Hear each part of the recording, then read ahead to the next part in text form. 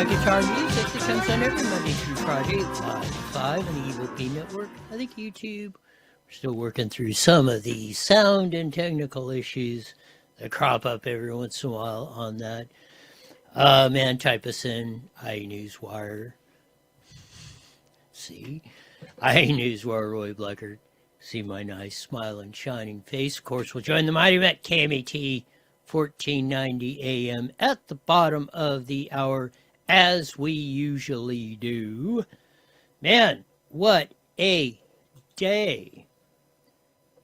It's absolutely fascinating, some of the things that goes on. Riverside, city of Riverside, which is flush in cash, $1 billion budget plus, not only wants to extend a tax increase, but add 25% of it. You will live longer in Loma, Linda, California. Just about a 15-minute drive, just north through Ritchie Canyon here. You can hit Loma, Linda, that sleepy little town. 25,000. You will live 10 years longer on average in that little community, the only one in the United States of America. People will be flocking to Loma Linda. Roy plan is working. The latest polls will have them, as we usually do. High-speed rail chief of that $20 billion that's went down the toilet got arrested. We'll give you some of the details that we know on that. We'll see what 43rd President Barack Hussein Obama said about immigration and the reason why it's going the way it is, and even more so what he said about the vagrants is shocking, but not really if you follow this stuff, but we'll get into that in a second. The immigration issue has been front and center for a long time. We've had deportations. Bill Clinton, George W. Bush, Barack Obama, Donald Trump, 1 and 2. Millions, almost totaling 10 million over that time span. I believe it's even, well, depending how you want to count it, it's probably more than 10 million. Have been deported for being illegally or unlawfully in the country of the United States of America. We had the 4-year disaster from 2021 till the beginning of 2025 of Joe Biden, who's let, I'm going to say 30 million. Everybody, even the government, is couching it as much, says 10 million. Let's split the difference. Let's say 20 million from the high to the low estimates. We're in this country illegally. As we said on the top, there isn't too many times that I'm going to agree with both Hillary Clinton and Barack Hussein Obama. But on the immigration issue, we have a hell of a lot of common ground. First, we're going to start with the Hildebeest. Earlier this week, at the Center for Liberal Strategy, the Center for Liberal Strategy, this is what Hillary Clinton said today or yesterday on immigration. I think we need to call it for what it is. Secretary There is Clinton. a legitimate reason to have a debate about things like migration.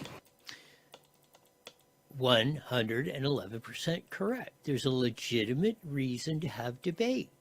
Debate where the laws are 111% determined are the Congress of the United States. They have plenary power, which means absolute. And that's where the law is set. They could tear down the Customs Department, they could open the borders, they could close them off completely and let nobody in and everything in between. More in this short clip, because I can't stand much of her, but this I can. Here we go. It went too far. It's been disruptive and destabilizing. It's went too far. It's been disruptive and destabilizing. True words coming from Hillary Clinton. Can you believe it? This lady right here.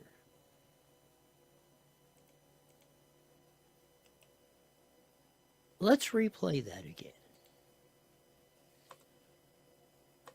It went too far. It's been disruptive and destabilizing. It's went too far. It's been disruptive and destabilizing.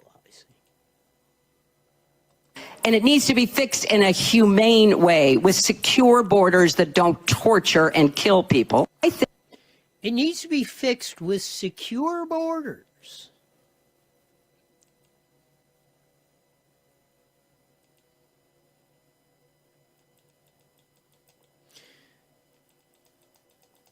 Again, you're not going to find much commonality between, or things that we agree on,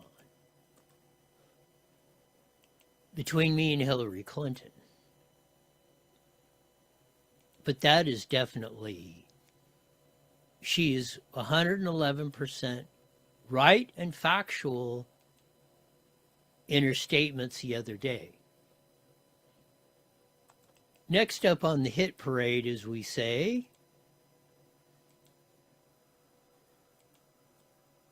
is that good old boy, white hillbilly,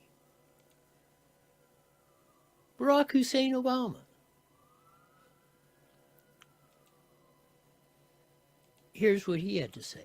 But what is also true is that we're a nation of laws, we have borders, and we've got to figure out an immigration policy that is orderly and that is fair and is enforced in a sensible way. We have to have an immigration policy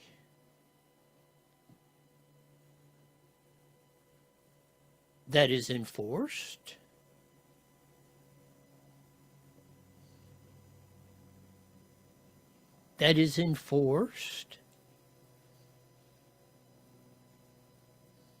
That's from BHO. That is compatible with our values, but may not fully capture the degree to which that kid should have the same chances in life as a U.S. citizen kid. But, you know, we've got to accommodate the reality that the majority of the American people think that there's a difference between somebody who's a U.S. citizen and somebody who's not. The majority of U.S. citizens think there is a difference between somebody who is a U.S. citizen and not. Duh.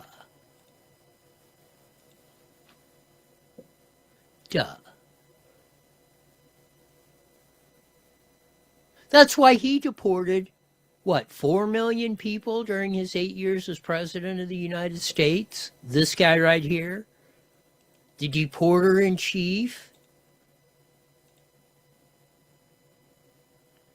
hired Tom Homan, as did Bill Clinton, as did George H. Bush, as did Hussein and Donald J. And that they want an orderly immigration system.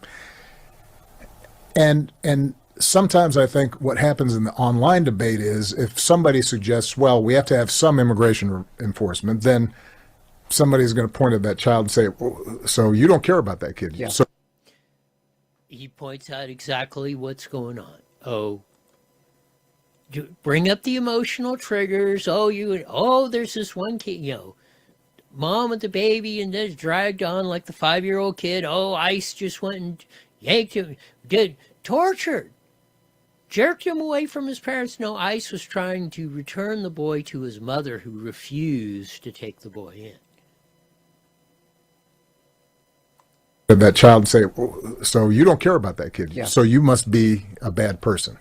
But what is also true is that we're a nation of laws, we have borders.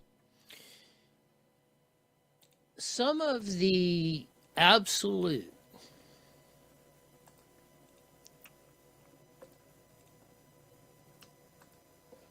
absolute 1000% ridiculous parts of what we have seen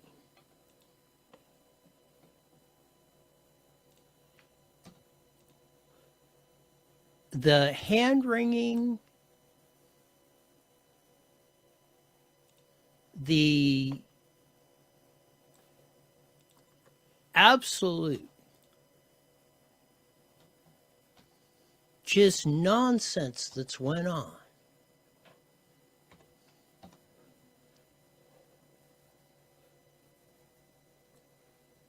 is absolutely shocking. But the next part will really trip your trigger. Yes, it will. We'll get to the immigration stuff in a second. But what Hussein said on the vagrants really was even more maybe poignant, intriguing, interesting, possibly policy shift. And for what reason? Here we go. The same would be true, let's say, here in Los Angeles around the homeless issue. I think morally, ethically speaking, it is an atrocity that in a country this wealthy we have people just on the streets. And we should have we should insist on policies that recognize their full humanity, people who are houseless, and be able to provide them the help and resources that they need. But we should also recognize that the average person, doesn't want to have to navigate around a tent city in the middle of downtown. No kidding. The average person, how about almost And everyone? that we're not going to be. Nobody wants to be tripping over vagrants, having them pooping and pissing in the streets, in front of your house, in front of your business. Your kids having to watch them have sex on the street or wherever they're doing it, and the whole host of things. You don't want to be harassed or hassled. No kidding. People aren't into that. And Barack Hussein Obama is acknowledging that for once.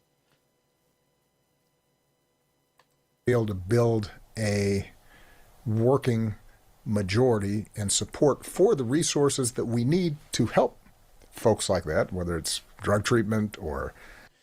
We need to build a working majority for all those who need help.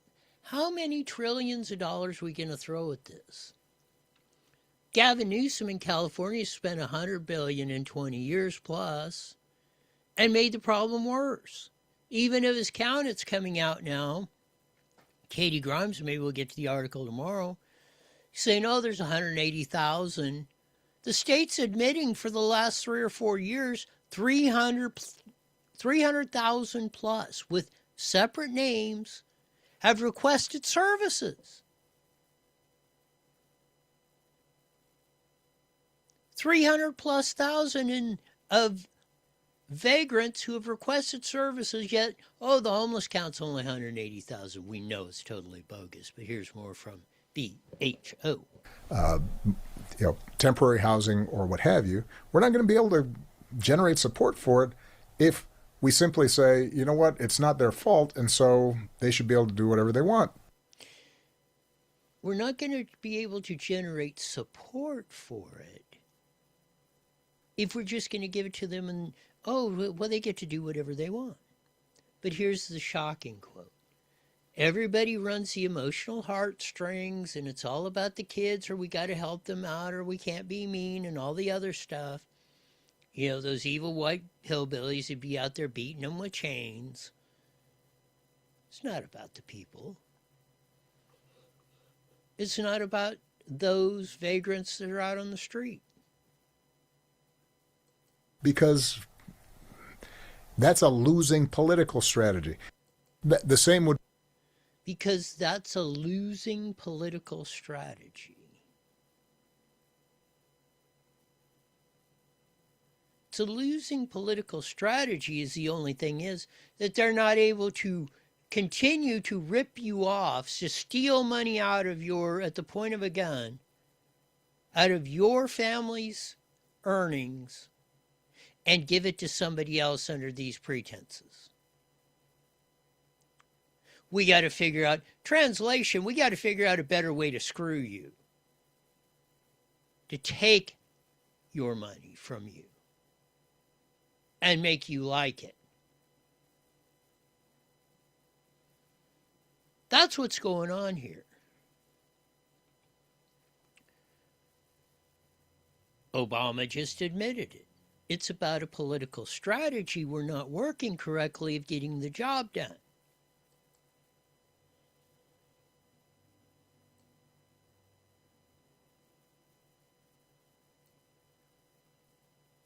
Because now this didn't work. Here's Jenny Poo, wifey of Gavin Newsom. Remember last year she was out in Paris, California, right down the street, 5 miles away, with his tear-jerking emotional plea. We are a country of immigrants. That is just a fact. It is who we are. And yet here we are watching families be targeted, watched, hunted, farm workers being chased across fields. These are some of the hardest working people on earth, and they literally feed the nation. So, Jenny Poo, where are the farmers, workers being chased across the fields?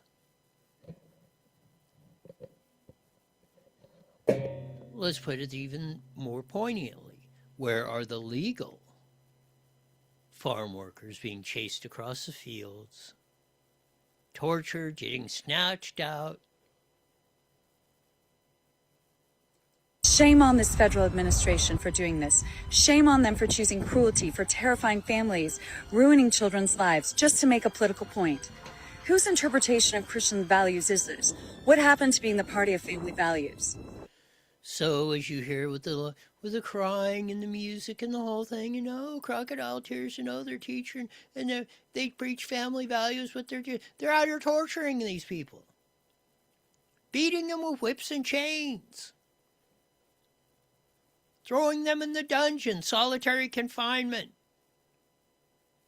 Shame on them. This shouldn't be about politics. This should be about people, their well-being, our shared humanity. Hussein said everything, Missy, is about politics. All of what you're doing about this, immigration, vagrancy, stealing, it's all politics, honey bunch, and you know it, you live it. Humanity. If you could see these families, hear from them, these moms, their children. Today I heard from community members. They all look like they're being tortured. They're being, I swear, they're being treated like they were on the Bataan Death March. Who have lost loved ones to suicide because of the trauma and pain being inflicted on the immigrant community. If you looked into their eyes, you would understand, you would feel it. You would know this was wrong. You would know this is wrong with the crocodile tears and all the other BS. One thing about it, though, you gotta let them talk. They're their own worst enemies.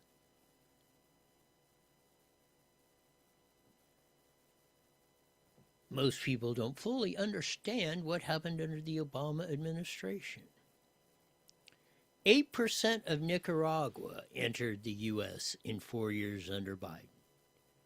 8% of the entire freaking country. 7% of Cuba. 6% of Haiti. 5% of Honduras. And the list goes on. 1 out of 12 Nicaraguans that were living in Nicaragua 4 years ago are here.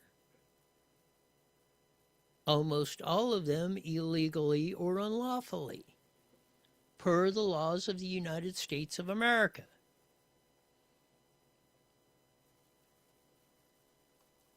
So let's quit the whiny crap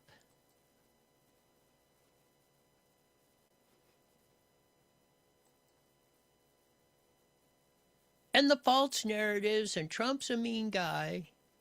No, you didn't hardly hear this at all. One report on ABC 7 News about the Iranians saying, hey, Trump,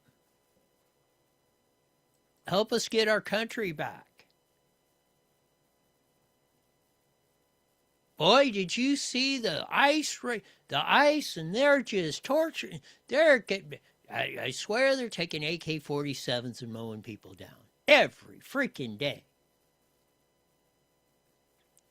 Notice a picture, help is on the way. For downtown LA today, as thousands of people gathered for a global day of protest, they're calling for the Iranian government to stop the arrest and killing of protesters in the country, something that's been happening since late December. For many here in Southern California, what's happening in Iran feels incredibly close to home. Eyewitness News reporter Abigail Velez was at City Hall and spoke to protesters who hope the U.S. government will come to their rescue. Well, Liz, Will hope the U.S. government? You mean Donald J. Trump, commander-in-chief, head of the military? The Iranian people couldn't be asking such an evil person to do that. No. a lot of us here know that Los Angeles is home to a massive Iranian community. So a lot of the people that I spoke with today tell me they're not just protesting for political change. They're protesting for their friends and family back in Iran who are living through a crackdown that they can only describe as brutal. The oppression is so bad. The oppression is so bad, they're asking Donald J. Trump to come in and save them.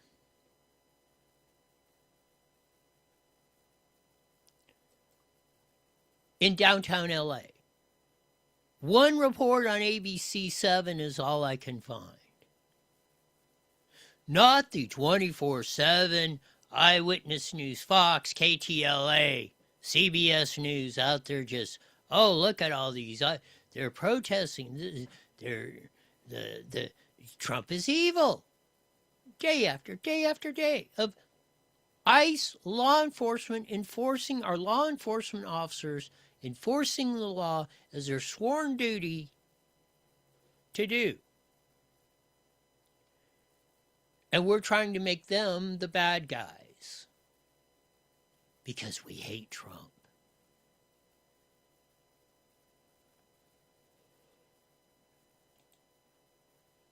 It's sometimes devastating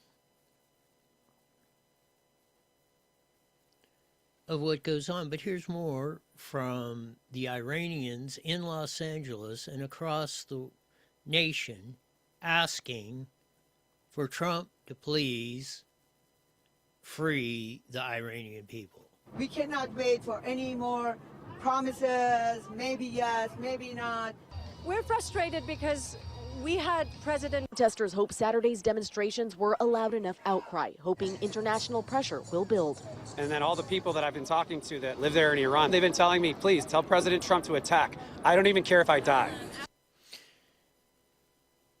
Tell President Trump to attack. I don't care if I die. Coming from the people in Iran, they're willing to sacrifice their lives to free the rest of them, and they're asking Donald J. Trump to come in and save them in Iran. This should throw more dirt on top of the grave of the nattering nabums of negativism and trying to spew the hate and everything else that's been going on in this country since he got elected.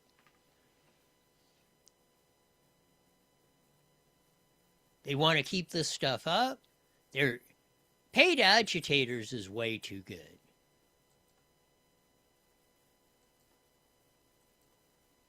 They're beyond paid agitators.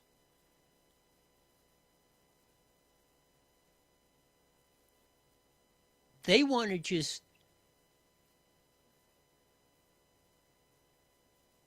make you and everybody a slave. They want 98.7% of the people as slaves so the way can be the 1.3 ruling class that's going to dictate everything.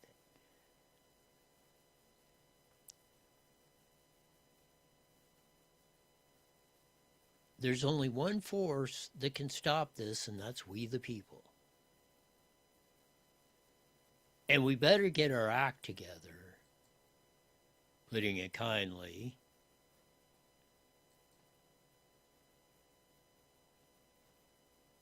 Or it's all going to go down in flames.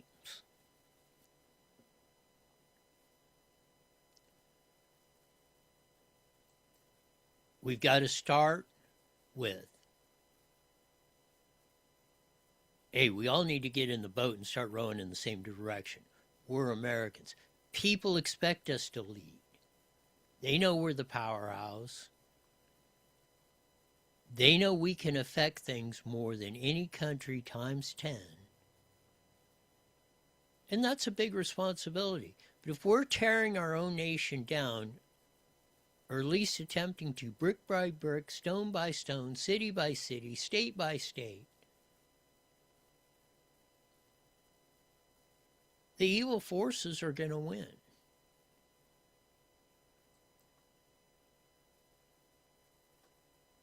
And we're definitely going to lose.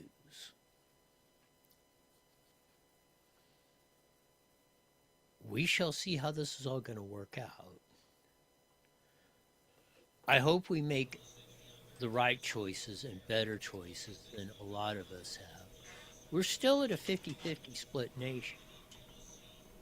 And we need to drag that the 50% plus where we're About 1 minute, Roy. We're fighting for all the good stuff and everything that's right that's going to make everybody successful. And everybody to live, whether you're in America or Iran or anywhere, where you can have a life of safety and prosperity and not having to worry about, hey, is somebody going to thump me over the head or take me or suppress me? It's 30 seconds. We got to get it. As Sean said, we'll be joining the Mighty Met KMET here in a few seconds. We'll pick this up. We'll tell you what town in the U.S. where your life expectancy Here we go. than anyone. 10 seconds. Go down around. IE Newswire Daily is on the air. The following is a paid program. Views and claims expressed are those of the program producer and are not endorsed by this station. Opinions expressed are not necessarily those of radio station KMET, its management, employees, or affiliates.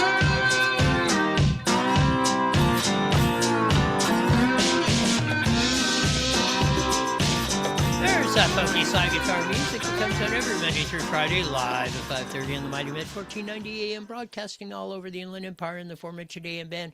Join our vast video audience in the EVP network. YouTube, I think we're working out some issues on the other ones of that, but type in that IE Newswire Roy Blecker. You'll see my nice smiling, shining face. Took of that. It isn't very often you'll hear Roy agree with Hillary Rodham Clinton and Barack Hussein Obama. They were right on both the immigration issues. We detailed that in the first half hour.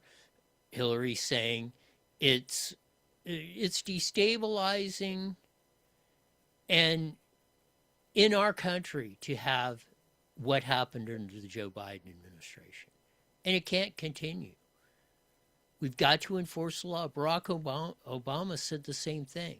We're a nation of laws. Barack Obama also said, hey, People ain't putting up with these vagrants running all around. Now, the reason you need to go back and watch it, well, it'll be shocking to some, not for others, the reason why, but it explains a lot on what we have and why things are all across the nation to the front doorstep of your house.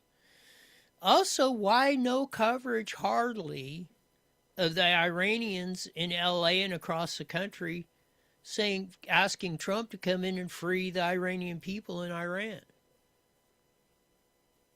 Boy, I could just find one clip from ABC 7. Nothing. You didn't hear 24/7 coverage of this and all.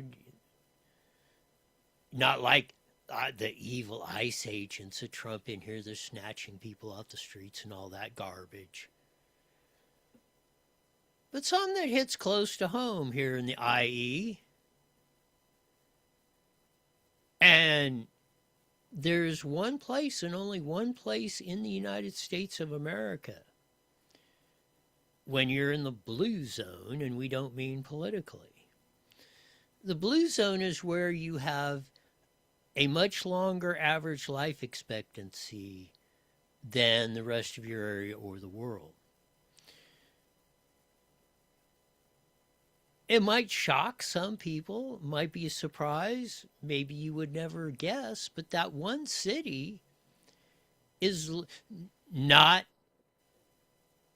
Los Angeles or San Francisco or Seattle or New York City or Miami, Florida. It happens to be Loma Linda, California.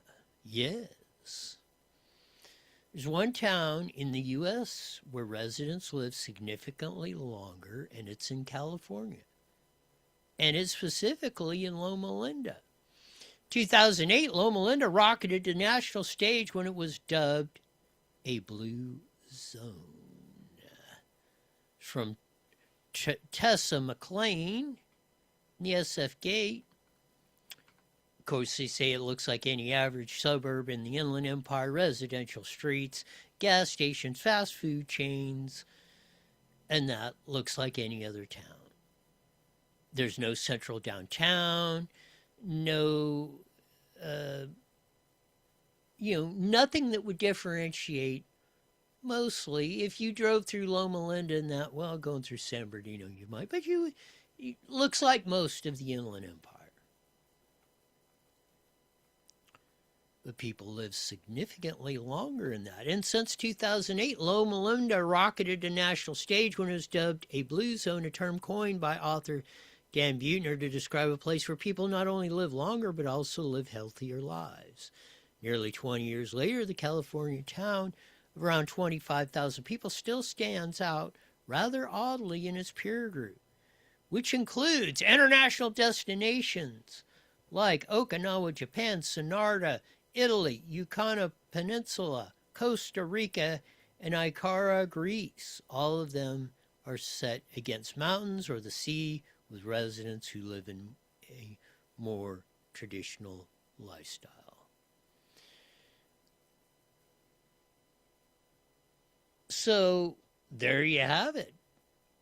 Loma Linda, the only city in the United States of America where you're in the blue zone, where you will live longer, an average of 10 years longer. Almost 89. Men, almost 89. Women, 91. That's over 10 years longer than the average in the United States. They go along to say a lot of it's because it's a Seventh-day Adventist community. They started the Loma Linda Hospital. That could be one big reason why they live 10 years longer than that. Could be because of what they practice in their community. Mayor Phil Dupper grew up in Loma Linda and is a Seventh-day Adventist, so he said he's probably not the strongest spiritually anymore. He always loved the area and said most people, Seventh-day Adventists, are not, value the principles of the community. It's a very unique city We don't have the same issues that other cities have for the most part. We get along, Duper said in describing its safe, welcoming place. Not only are they probably not considered liberal conservative, but as I would say, they're mainly comprised of freedom and liberty types. They believe in power of the people, empowering that, building a safe community lies in the power of the individual. Their government, their city council, their decisions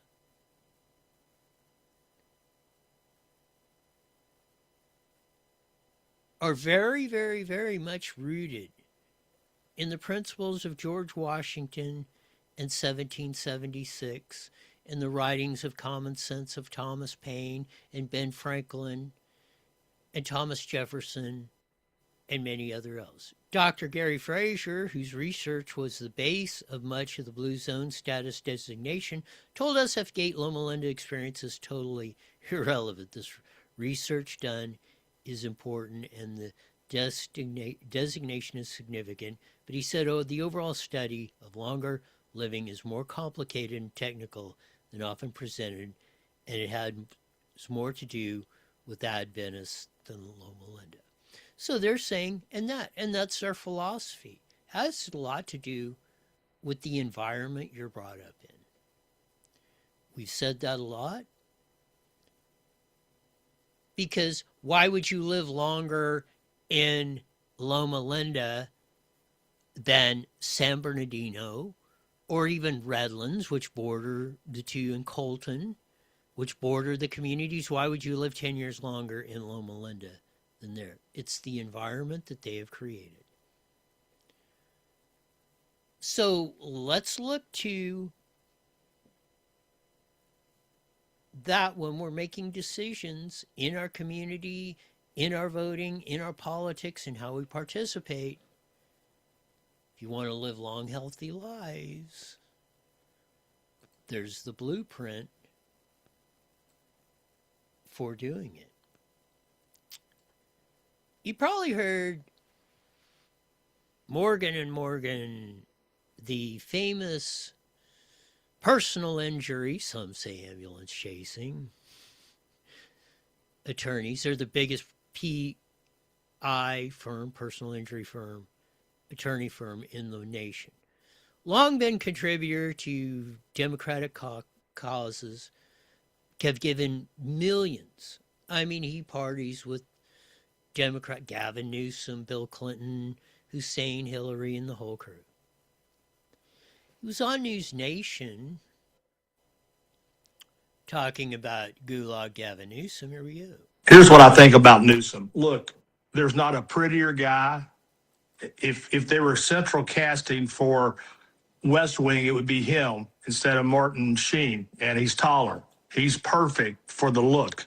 What I worry for him, and I've told this to the speaker, first of all, having her on your team, that's money. You're going to raise money if she's on your team. And he's related to her by marriage.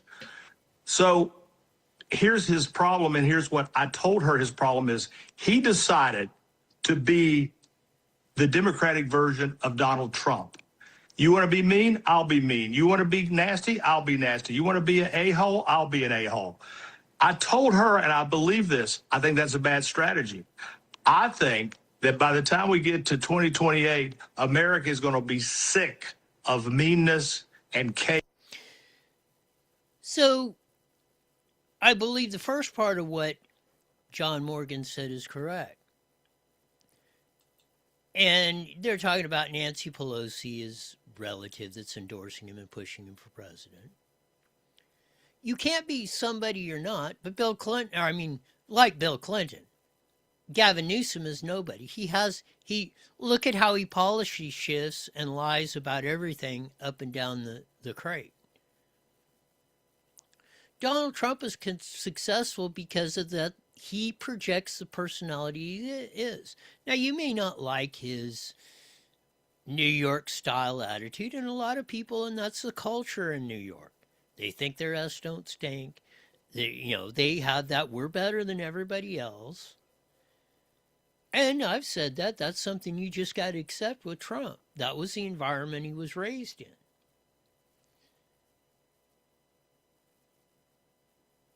But I don't think Nancy Pelosi's support, as the subject was, is going to be the kiss of death one way or the other. Hopefully, people see through the disingenuous piece of ish Gavin Newsom is. I mean, he will lie, he will do anything. Lie, cheat, steal. As we have endured in California for far too long. In any of this, here's more from Morgan. We thought. Chaos and that type of banter. But he's decided that that's going to help him. It gets him some money. People like meanness. They may give him money. But in the long run, this is a horse race. And just because you're leading out, because guess who else is. So just like going back to the first clip we had when we started with Hussein Obama, who said, oh, well, we got being for the vagrants and having them run the show and shoveling all this money is a bad political strategy. That's what Morgan is telling you Mr. Newsom is doing. He's adapting to whatever political strategy he thinks he can win. And it's what the Democrats do best. Kelly Victory said it yesterday. They're much better on strategy. They understand one thing. First, you got to win. Do whatever it takes to win. If you got to stuff the ballot box, if you got to cheat, if you got to lie to the people, whatever. Once we get into office, then we'll worry about it. We'll worry about the details, as they say.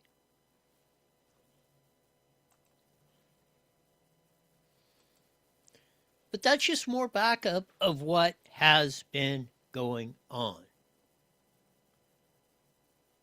And maybe, just possibly, we'll get to a point that will stop all this unadulterated madness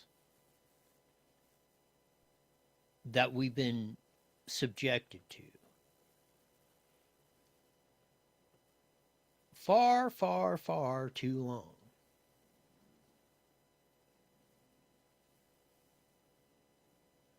You can't make this one up. The bullet train to nowhere. We spent $20 billion. What they laid 2 feet of track in those was the deal. From in Wasco, California, which is 30 miles north of Bakersfield, where it's going to start and then wind up in Merced. Even at the ridiculous rate of $500 million a mile to build 4-lane freeway in California, that would buy you 400 miles. 400 miles of brand new 4-lane freeway. 400 miles. We couldn't use that in the last 18 years. Oh, over 20 miles a year they could have built in the last 18 years of new freeways for what they laid 2 feet of track the other day.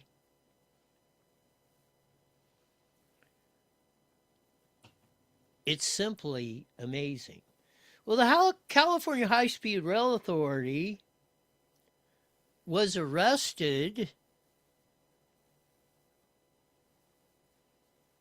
Here's a KCRA 3 report.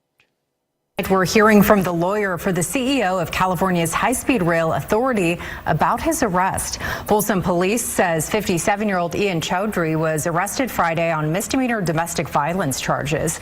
It was not disclosed how he and the alleged victim are connected. A lawyer representing him emailed KCRA3 saying in part, quote, the Sacramento District Attorney's Office immediately declined to file charges when an incident report was forwarded to them by the Folsom Police Department. Adding Mr. Chowdhury was never asked to appear in court, and this matter is over. A spokesman for the High Speed Rail Authority released a statement to KCRA 3 saying, quote, "The High Speed Rail Authority is aware of this matter and is reviewing it. We have no other comment." So they're not commenting. It's a domestic violence deal. Well, the district attorney hasn't filed charges. That doesn't mean they're not going to. His attorney said, oh, there was nothing going on. But after all this, and he was up there at the track lane thing and all that, and oh, how good we're doing. Of all the fraud that's been going on with that whole thing, basically we flushed $20 billion down the tubes. And then this guy gets arrested for that. For 2 days after this con goes on. But think about that.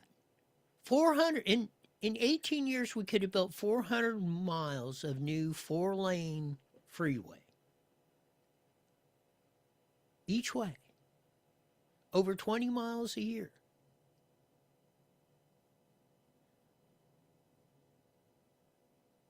Yet we sit jammed in traffic almost constantly, at least if you're in Southern California. Seems like you never get away from it.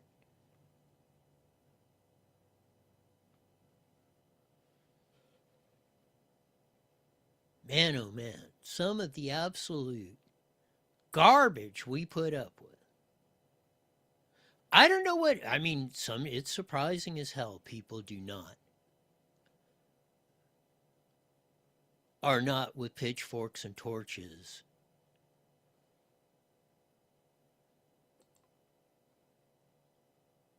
getting rid of this guy. 1 year ago today, as they say, Sheriff Chad, as we call him, Chad Bianco, announced he was running for governor of the state of California. And there you are, we're down Riverside. There's a couple of the pictures that were down in the area. There by 7th and the 60 freeway is where it was at. But a lot has changed in the last year. 2 Republicans, Chad and Steve Hilton, are seeking to be California governor.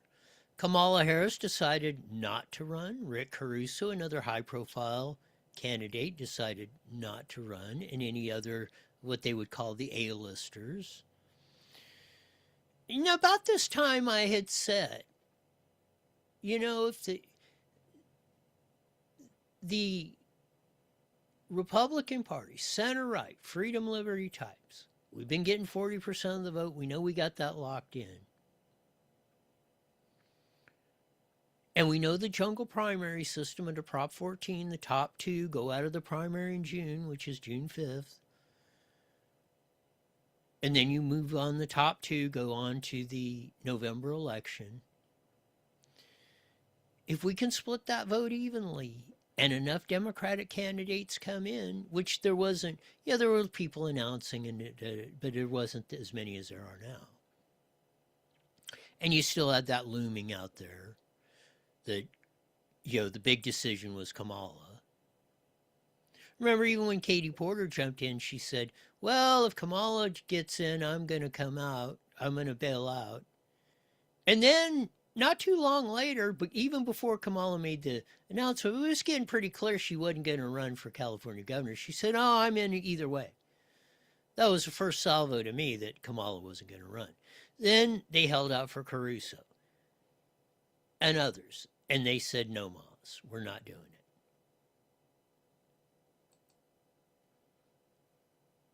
Then everybody, well, it's up to 9, but I'm going to say probably 7 dwarves. Swalwell, Porter, Steyer, Baccaria, Villaraigosa, Matt Mahan, their last guy, San Jose mayor, they're trying to do. But here's the latest poll. A Baccaria internal.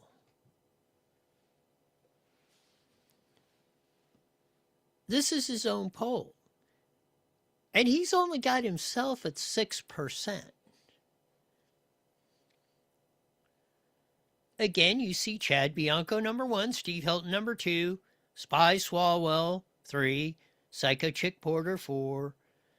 Tom Steyer, after spending, what, $30, $40 million, still can't even get into double digits. Baccaria 6, Tony Villar 3, Matt Mahan still at 2.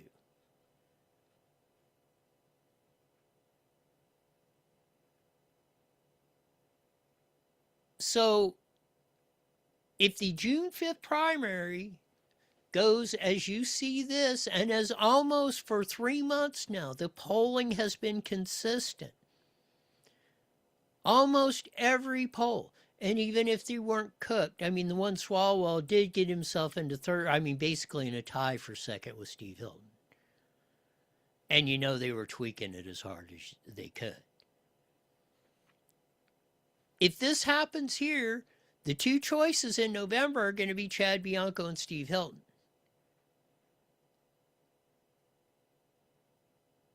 As we've dubbed it, the Roy Plan, I came up with it right around this time when Chad announced a year ago today. Well, almost a year. It was April. So 10 months ago. No, it wasn't. I'm backtracking. No, it was in February. He announced February 17th today. 1 year ago today, he announced running for governor. And I said, you know, if you're going to win, I said, it's going to be a long shot. And I was talking to some of Bianco's campaign people. I said, if you're going to win, this is how you're going to do it. I said, it's really your only shot. I said, you know, and I said, if Harris gets in, she's going to be in the top 2, and it isn't going to make, she's going to be the governor almost. As word saladly and as dumb as she is, she's going to win. You know that, I know that. Fortunately for us Californians, she decided to take a Pasadena on that. So it'll be very interesting.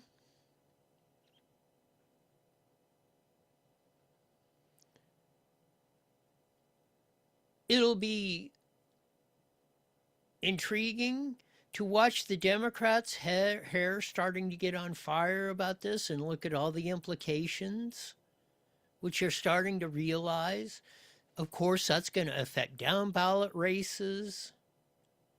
It's actually going to put a lot more races in a competitive position instead of just automatically being a D, because it's going to suppress Democratic turnout if it's Bianco versus Hilton.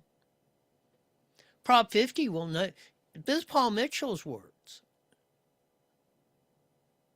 will likely be negated. That whole we're going to pick up 5 seats. Yeah, they might get 1 or 2. But then it's going to put other seats they thought were going to be, you know, that they moved up. And it might put some of the people that they took votes away from, or Democratic votes away from, it might put some of those seats in competition.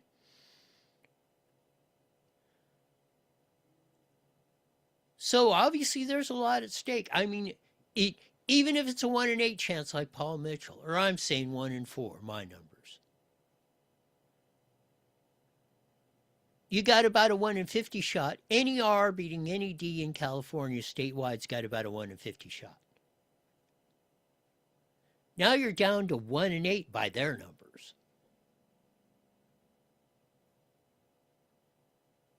And they wouldn't be talking about it. This started coming up. That's why they put the pressure on Mahan to jump in here, because he said, holy cow, we might lose this thing. Not only the governorship, we might be in deep trouble all the way down the line.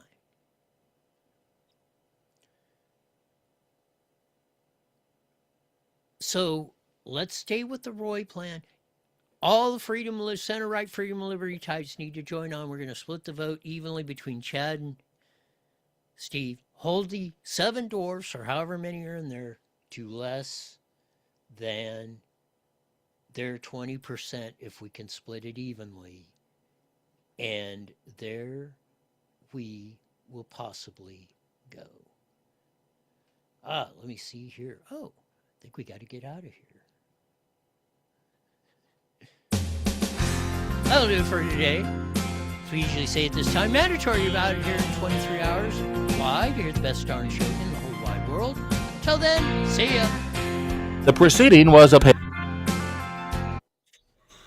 All right, Roy. So, what do you think of the odds that, seeing that the Republicans are leading, the top two spots of My numbers right now are 1 and 4. Paul Mitchell which is a very liberal Democrat, saying 1 and 8. If he's saying that, he's couching it. Even if you do take anywhere in between those two numbers, is probably where it's at right now.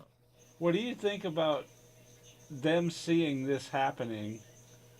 You have Kamala pop in at the last few months. Well, it's going to be over because you got March in less than a month. I think it's March 6th. March 6th, you've got to file. If you're not filed, you're done.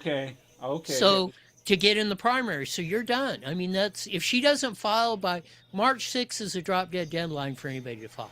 Okay. All right. Well, I don't see it happening then. So yeah, no, I mean we're pretty. I think his field is set. We're going to see what happens. All right. Well, let's hope. My God. You got to roll to this. Got to roll to the city. All right. Take it easy. Bye.